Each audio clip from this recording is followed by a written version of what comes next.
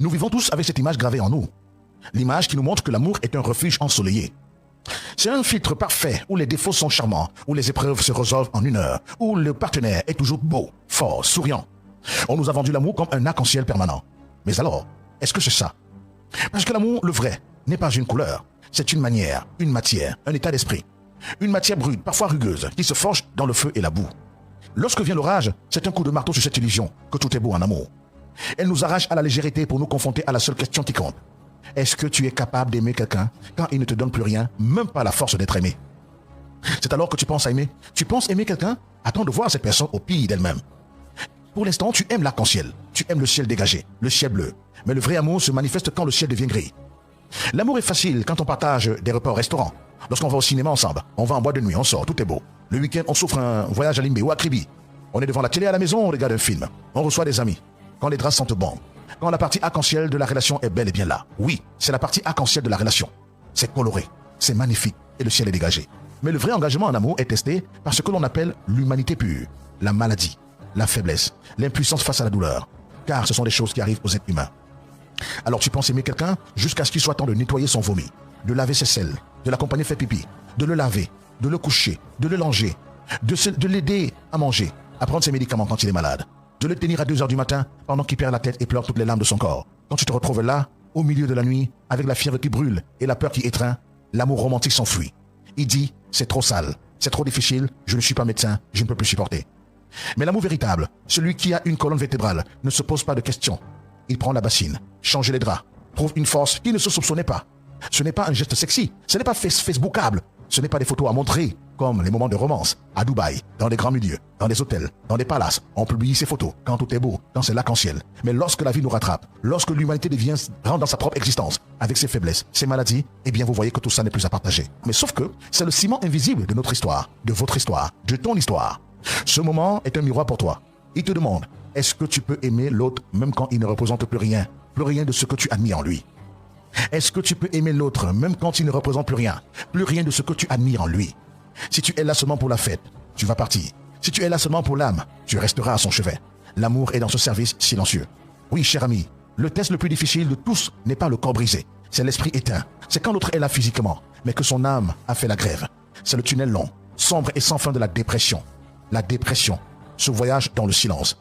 Tu penses aimer quelqu'un jusqu'à ce que tu sois 3 mois au cœur de son épisode dépressif et qu'il refuse de manger, même de se réveiller, même de se laver quand tu sens mauvais.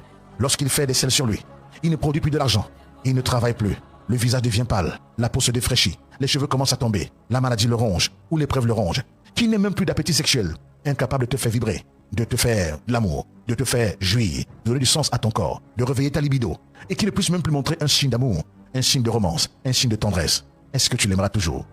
La dépression est un voleur d'âme. Elle te vole ton partenaire et te laisse une coquille vide avec qui tu dois continuer à vivre. Et c'est là que ça fait mal. Tu donnes sans recevoir. Les encouragements rebondissent sur un mur. Tu aimes sans retour. La personne ne peut plus te sourire, ne peut même pas te remercier, ne peut même pas montrer de désir. Parfois est insensible à ton attention. Mais tu dois être là, parce que c'est elle que tu as choisi, cette personne-là. Tu t'épuises en essayant de tirer quelqu'un qui a choisi de rester au fond du trou. Et oui, c'est ça. C'est le moment où tu te demandes, pourquoi suis-je là?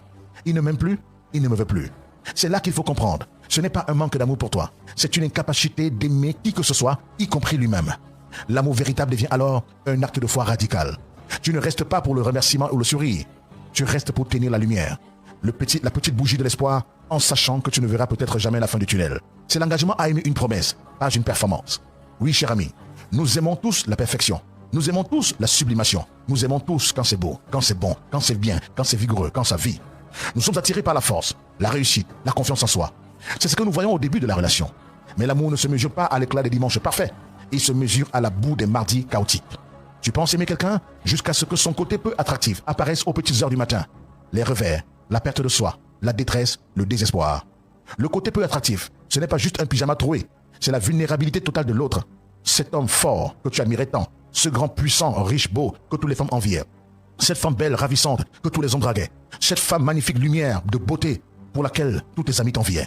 Oui, tu dormais dans un lit doué avec une beauté à tes côtés. Un homme fort, puissant, viril, tant admiré par les femmes.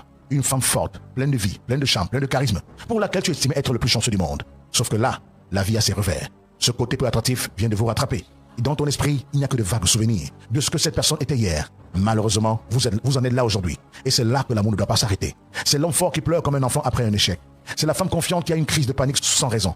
C'est la voix qui tremble, le corps qui se recroqueville, la peur qui prend le contrôle. C'est le moment où tu réalises que ton partenaire ou ta partenaire est aussi brisé et fragile que toi. L'amour superficiel s'enfuit à la vue de ses failles. Ils se sont trahis. Ce n'est pas la personne que j'ai choisie. Oui, ce n'est pas la personne que j'ai choisie. Sauf que c'est la personne que la vie a choisie pour toi.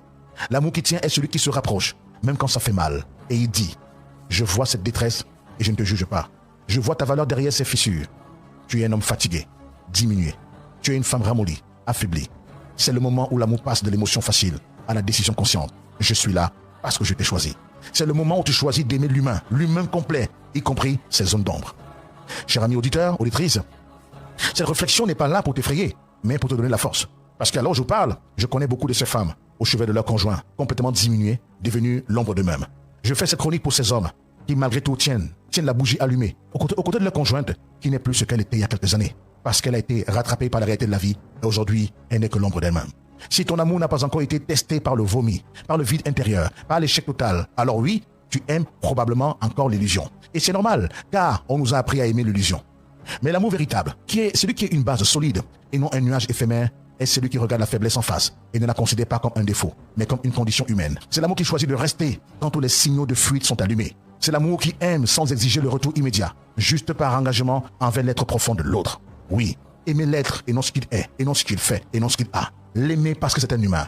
Le vrai amour ne court pas après l'arc-en-ciel. Il ne court pas après tout ce qui brille. Il est le ciel gris qui ne bouge pas. Il est la lumière stable dans l'obscurité. Il sait que cette solidité, cette présence inébranlable, qui permettra à la couleur de revenir un jour plus belle et plus profonde que jamais. L'amour est facile quand il y a du soleil. L'amour est un miracle quand il fait nuit.